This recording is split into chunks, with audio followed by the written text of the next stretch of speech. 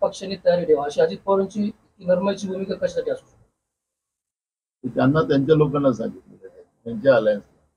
त्यामुळे आता त्यांच्या अलायन्स मध्ये काय चाललं मी काय चर्चा करतो. दादा कसे अग्रेसिव्ह आहेत अशी दादा पहिले राहिले ना. नितेश राणे म्हणतायत फडणवीस साहेब जर मैदानात उतरले तर महाविकास आघाडीचं वस्त्रहरण होईल असं. उतरलंच आहे ना. कोणाचं महाराष्ट्राचंच वस्त्रहरण केलेलं आहे.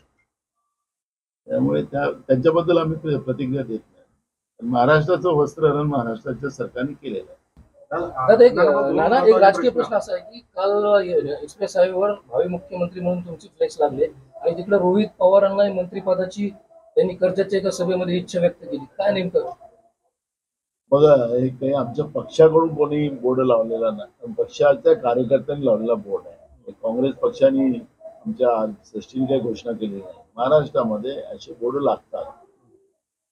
अनेक नेत्यांचे लागलेले आहेत. माझा एकट्याच नाही लागले. अनेक नेत्यांचे लागतात.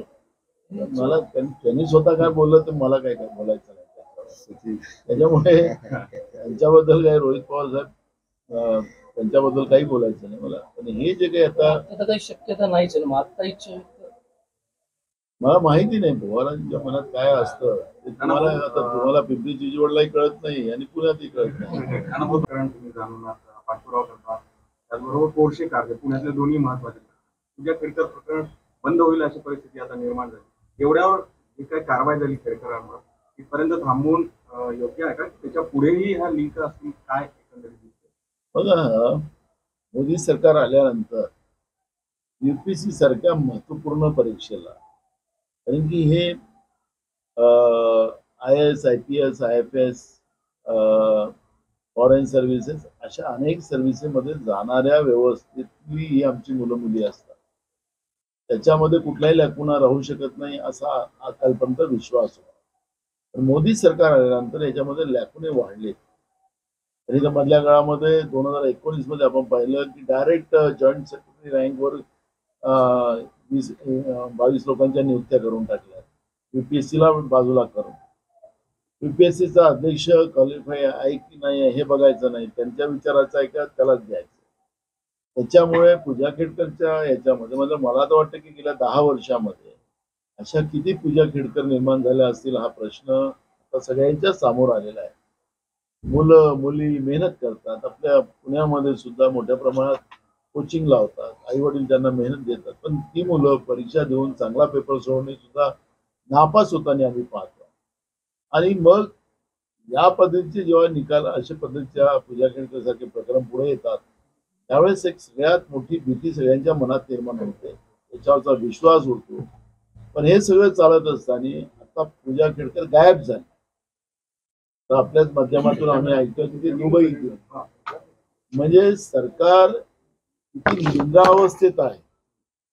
हे सरकारच्या निंद्रावस्थेचा हा परिणाम आहे की IAS सारख्या या ठिकाणी जॉबमध्ये जाऊन बोगस सगळ्या गोष्टी घेऊन वेगळ्या वेगळ्या नावाने आई वडिलांचं नाव बदलून एखादा उमेदवार IAS होत असेल आणि अशी लोक समजा घुसून उद्या कोणी दुसरा आला आणि कोणी असा घुसून गेला आणि काही निघाला आतंकवादी नक्षलवादी तर या अशा महत्वपूर्ण पदावर निर्णय घेणाऱ्या पदांवर काय चाललेलं या देशामध्ये हा प्रश्न निर्माण झालेला आहे. आणि त्याच्यामुळे UPSC सारख्या या व्यवस्थेमध्ये या पद्धतीचा फ्रॉड होताना पाहिल्यानंतर देशाला धक्का लागलेला आहे. आणि हे नरेंद्र मोदीच्या सरकारचं फेल्युअर आहे हे त्याच्यातून स्पष्ट होतं. बघा, लोकशाहीमध्ये सगळ्यांना निवडणुका लढायचा अधिकार आहे. त्यामुळे जरांगे पाटील साहेबांनी जे काही घोषणा केली असेल कोणाला पक्ष काढायला कोणाला काही म्हणायचा थोडी विषय आहे. परिणामाची जी भूमिका आपण मांडली त्याला जे मराठा समाजासाठी दोषी असतील त्यांना आरक्षण देतो म्हणून त्यांच्याकडून मतं घेणारी काही व्यवस्था असेल, धनगर समाजाकडून आरक्षण देतो म्हणून त्यांना आरक्षण देतो म्हणून त्यांच्याकडून मतं घेणारी जे कोणी व्यवस्थित असतील अशा राजकीय पक्षाला आरामात त्याच्यामध्ये धडा शिकवला जाईल. काँग्रेसचा याच्यात कुठेही दोष नाही. आमचे नेते राहुल गांधीजींनी जनगणनेची भूमिका त्या ठिकाणी मांडली. आर्थिक, सामाजिक आणि शैक्षणिक या पद्धतीचं सेन्सेस केंद्र सरकारने करावं ही भूमिका आमची आजही आहे. परवा राहुल गांधीजींनी जी भूमिका लोकसभेत मांडली पुन्हा, तर त्याला भाजपच्याच मंत्र्यांनी सांगितलं की ज्याची जात नाही तो गणनेची गोष्ट करतोय. म्हणजे मागासवर्गीयांच्या लढाई लढणारा राहुल गांधी, त्याला त्याची जात काढण्यासाठी सुद्धा भाजप हे मागं पुढे पाहत नाही. किती चिडलेले लोक आहेत हे याचा अंदाज येतो. मागासवर्गीय मग ओबीसी असेल, शेड्यूल कास्ट असेल, शेड्यूल ट्राईब असेल, भटक्या विमुक्त जाती असतील, या सगळ्यांचा अपमान करण्याचं काम भाजपने केलेलं आहे. ते राहुल गांधींच्या रूपाने आपण पाहिलेलं आहे. काल परवा दिवशी काँग्रेसने सगळ्या राज्यामध्ये याचं आंदोलन आम्ही केलं. म्हणून तुम्हाला सांगतो की हे आरक्षण व्यवस्था संपवण्याचं काम भाजप करत आहे. देतो म्हणायचं, मतं घ्यायची आणि आरक्षण व्यवस्था संपवणं हे भाजपचा धंदा आहे. आणि त्याच्यामुळे ज्यांनी पाप केलं त्याला परिणाम भोगावा लागतो.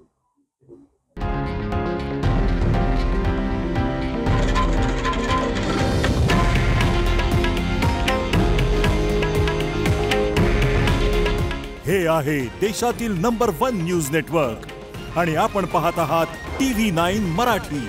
काळजी तुमची, हित महाराष्ट्राचं.